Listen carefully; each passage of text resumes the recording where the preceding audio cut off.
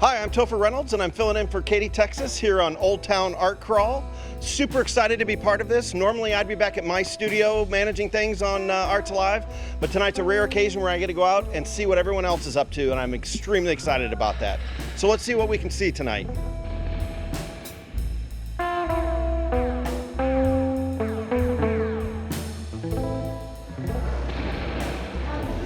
All right, here we are inside the Ingrid Nickelsen exhibition.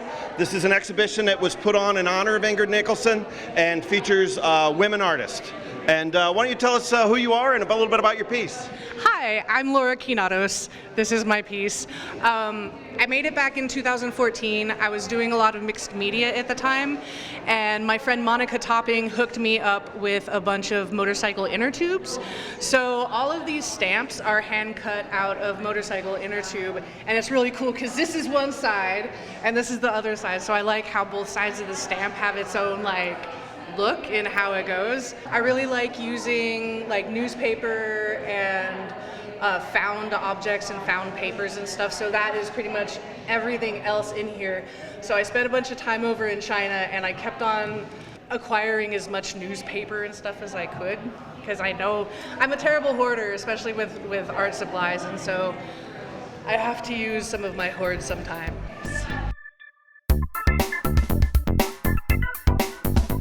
My name's Holly Sepulveda, and I like to do ceramic molds.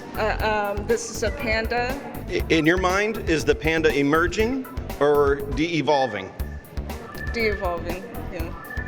It's the fact of life, we all live and then we die, and that's what it's really about.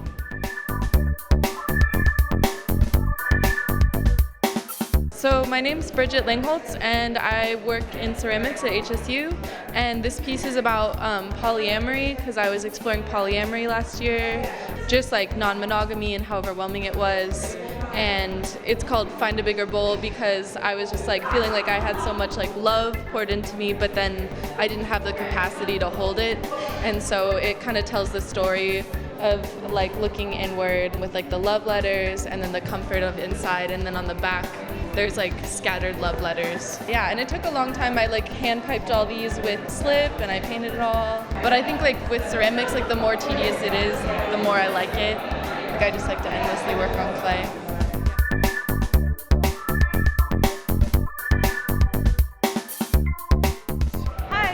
Caitlin Ladinas, and this is my first painting in Humboldt. It was made back in 2019, and it's about the experience of sensory overload as a symptom of ADHD. So that was me processing those emotions. Did you find it therapeutic, and did you find some relief in painting it? Yes, yeah, I love it.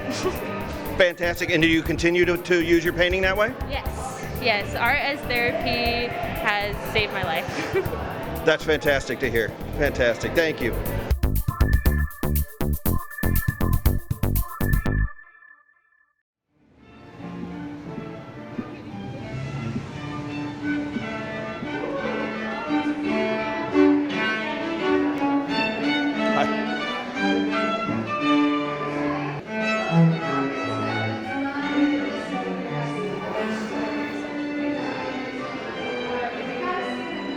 Can you tell me your name and a little bit about your photograph?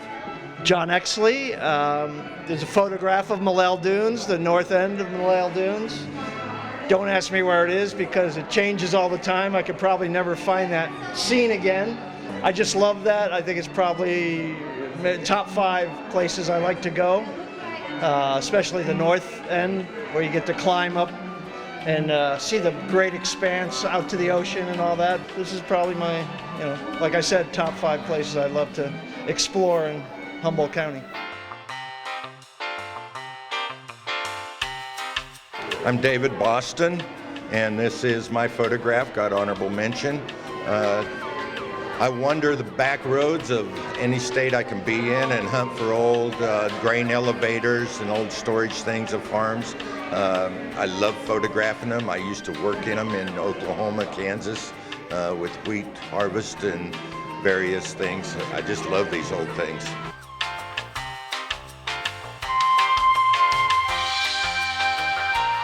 My name is Diana Schoenfeld, and this is an example of the kind of work I've been doing for a long time, which is what I call a still life arrangement. It's different bodies of work. Let's take different series. We'll have different thematic moods.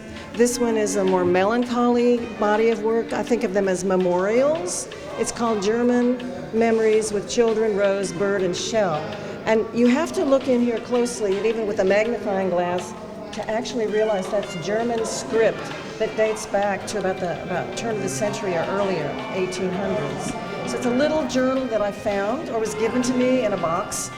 And so I've just put it together with an old photograph of children.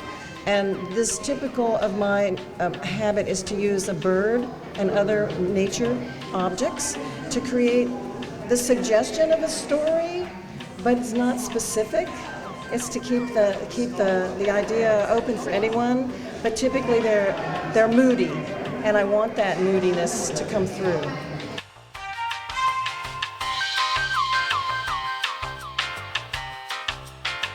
Hi, my name is Lauren Booth, and the work I'm showing is wood burnings I worked on for like the last 10 years or so.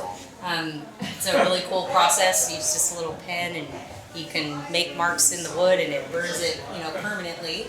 And yeah, it's a cool piece when you finish it because it's not paper, so it's like an object as well as a really cool piece of art.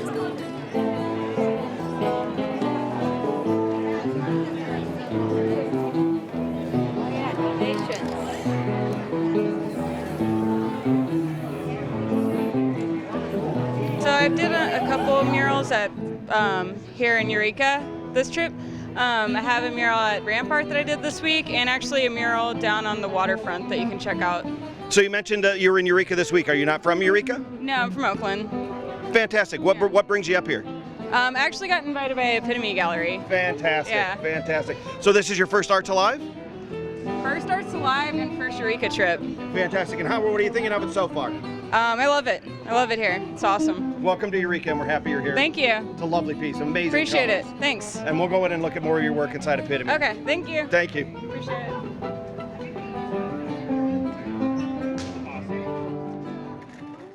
So if there's one thing that I'm super excited about talking all the time, and that's glass and glass blowers, and in particular marbles. And I'd like to introduce you to this marble maker. Why don't you tell us who you are and a little bit about what you do? Matt Kelly. I'm from Willow Creek, and I like to make flower marbles. Flower marbles. Yeah, I like to make what looks like a real flower inside of the glass. It's a technique called a compression, where I start off using colored glass to draw lines, and I use a technique called a compression to pull it down into what looks like a three-dimensional flower. Well, as a marble enthusiast, I can tell you from my own experience that Matt is top of his game and world famous for these marbles. I really like to play with fire, and I've always appreciated glass. I saw a flower inside of a marble one day, and I had to figure out how it was done. Well, that was a fantastic evening. I was so happy to be able to see everyone else's art, but being an interviewer was slightly more work than I thought. Thank you, Katy, Texas, for giving me opportunity, and Keat TV for thinking of me to fill in for her. And I'm going to go back to making marbles, something I'm a lot more comfortable with. Have a great evening.